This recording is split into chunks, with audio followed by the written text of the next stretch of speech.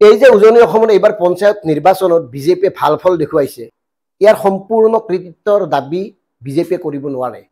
কংগ্ৰেছেও তেওঁলোকক ভালকৈ সহায় কৰিছে। কোনে কেনেকৈ সহায় কৰিছে এই কথাটো আপোনালোকক আমি জনাম, বা কি ধৰণে সহায় কৰিছে আৰু কিয় সহায় কৰিছে।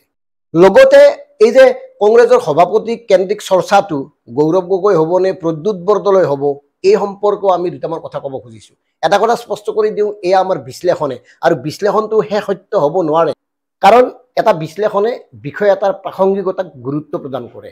আমি ক'ব খোজা কথাটো হ'ল, ইতিমধ্যে ভূপেন বৰা কংগ্ৰেছৰ সভাপতি আসনৰ পৰা, সভাপতি দায়িত্বৰ পৰা আঁতৰাব খুজিছে কংগ্ৰেছৰ একাংশ শীৰ্ষ নেতাই, আৰু তাৰ ভিতৰত আছে প্ৰদ্যুৎ বৰদলৈ ডাঙৰীয়াই। ইতিমধ্যে প্ৰদ্যুৎ বৰদলৈয়ে কিয় ভূপেন বৰাক কংগ্ৰেছৰ সভাপতিৰ পৰা আঁতৰাব খুজিছে বা তেওঁ নোহোৱাটো বিচাৰিছে, আমি আগতেও কৈছোঁ, এইকাৰণে কৈছোঁ যে প্ৰদ্যুৎ বৰদলৈ নিজে সভাপতি হ'ব খোজে।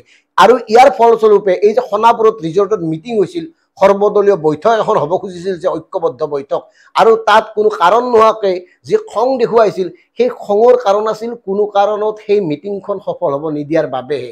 কাৰণ মিটিংখন যদি সফল হয়, বিৰোধীসকল যদি একলগ হয়, তেতিয়াহ'লে credit goes two Bhupen Bora.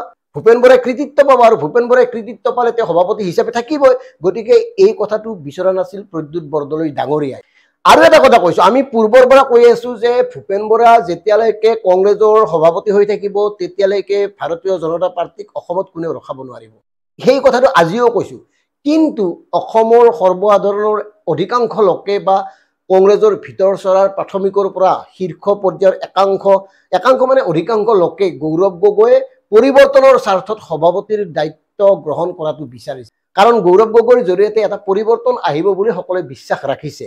এতিয়া আমাৰ কথাটো হ'ল, কোনে উজনিত বিজেপিক সহায় কৰিলে আৰু কিয় সহায় কৰিলে? এইকাৰণে সহায় কৰিলে যে পঞ্চায়ত নিৰ্বাচন যদি সফল হয়, পঞ্চায়ত নিৰ্বাচনত যদি আশাপ্ৰদ ফল দেখুৱাব পাৰে কংগ্ৰেছে, তেতিয়াহ'লে ভূপেন বৰা আকৌ থাকিব।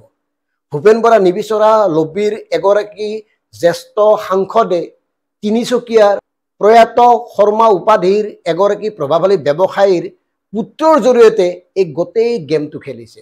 আৰু এটা কথা আমি কৈছোঁ, উজনি অসমত এইবাৰ পঞ্চায়ত নিৰ্বাচনত যিসকলে জিলা পৰিষদে হওক বা আঞ্চলিক পঞ্চায়ত খেলিছিল, সেই প্ৰাৰ্থীসকলক সুধিছোঁ, কংগ্ৰেছে কিমান টকা দিছিল? কংগ্ৰেছে নিশ্চয় আপোনালোকক এইবাৰ অৰ্থনৈতিকভাৱে সহায় কৰা নাই, কৰিব পৰা নাই। আৰু তেনেকুৱা এটা পৰিৱেশৰ সুযোগ লৈ আৰু নকৰাৰ বাবে এওঁলোকে সিদ্ধান্ত লৈছিল, যিসকলে মানে পঞ্চায়তত কংগ্ৰেছে ভাল ফল দেখুৱাটো বিচৰা নাছিল।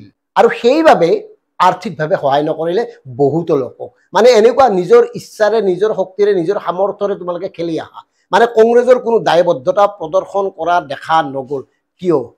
কিয়ৰ অন্তৰালত আছে আমি উল্লেখ কৰা সাংসদজনৰ সামগ্ৰিক পৰিকল্পনা। অৱশ্যে এটা কথা স্পষ্ট কৰি দিওঁ, অনাগত সময়ত প্ৰয়োজনৰ স্বাৰ্থত যদি পৰিৱেশ আহে, আমি সাংসদজনৰ সকলোবোৰ কথা ফাদিল কৰিম। এতিয়া এইকাৰণে ফাদিল কৰিব খোজা নাই, আমিতো কংগ্ৰেছৰ একো নহয়, কংগ্ৰেছৰ শীৰ্ষ নেতৃত্বই এই কথাবোৰ বিবেচনা কৰক, অনুসন্ধান কৰক যদি পাৰে। কিয় তিনিচুকীয়া, ডিব্ৰুগড় বা শিৱসাগৰত জনৈক প্ৰয়াত শৰ্মাৰ পুত্ৰই এই স্থিতি গ্ৰহণ কৰিছিল, কাৰ স্থিতি গ্ৰহণ কৰিছিল বিচাৰ কৰক। আপোনালোকেতো জানেই, আমি বাৰে বাৰে কৈছোঁ, শৰ্মা বুলি ক'লে জানিবই। গতিকে কাৰ লগত কেনেকৈ ভাল কথাবোৰ নিজে বিচাৰ কৰক। গতিকে ভাবক, এটা ৰাষ্ট্ৰীয় দলৰ ৰাজ্যিক সভাপতি হোৱাৰ বাবে কিমান ধৰণৰ, কেনে ধৰণৰ ৰাজনীতি চলে, কিমান তললৈ নামিব পাৰে এওঁলোকে। মানে এওঁলোকৰ কথা হ'ল নিজকে ক্ষমতাশীল হিচাপে ৰখা, নিজকে প্ৰতিষ্ঠিত কৰা। ইয়াৰ বিপৰীতে সাধাৰণ জনতাৰ ইচ্ছা অনিচ্ছা বা আকাংক্ষাক কোনো গুৰুত্ব দিব নোখোজে এওঁলোকে। সাধাৰণ জনতাক কেৱল ব্যৱহাৰ কৰে। বিশেষকৈ কংগ্ৰেছ দলটোত এই কথাবোৰ বেছি, আৰু সেইকাৰণে আমি বাৰে বাৰে কৈছোঁ, কংগ্ৰেছক সংস্কাৰৰ প্ৰয়োজন। কংগ্ৰেছৰ আগৰ সেই কংগ্ৰেছীবোৰ থাকিলে নহ'ব, নতুন পুৰুষক গুৰুত্ব দিয়ক, নতুন চামক উলিয়াই আনক। আপোনালোকে সেই পুৰণা কংগ্ৰেছৰ কথা কৈ লাভ নাই, আপোনালোকৰ সেই নৈতিক অধিকাৰ নাই। গান্ধীৰ কথা কোৱাৰতো নৈতিক অধিকাৰ নায়েই। গতিকে এতিয়া যিটো কংগ্ৰেছ চলাই আছে আপোনালোকে, সেই কংগ্ৰেছটোক যদি সংস্কাৰ কৰিব লাগে, তেতিয়াহ'লে নতুন গুৰুত্ব দিবই লাগিব, তাৰ গত্যন্তৰ নাই। শেষত ডিকেবি ফেক্টৰ দৰ্শকসকল, আমি আপোনালোকক ক'ব খোজোঁ, সময় সাপেক্ষে বা প্ৰয়োজন হ'লে, পৰিৱেশৰ সৃষ্টি হ'লে অনাগত সময়ত এই সাংসদজনৰ শৰ্মাৰ লগত কেনেধৰণৰ যোগসূত্ৰ, কি আছিল তেওঁলোকৰ সম্পৰ্ক, কেনেকুৱা, সকলোবোৰ ফাদিল কৰিম। ধন্যবাদ।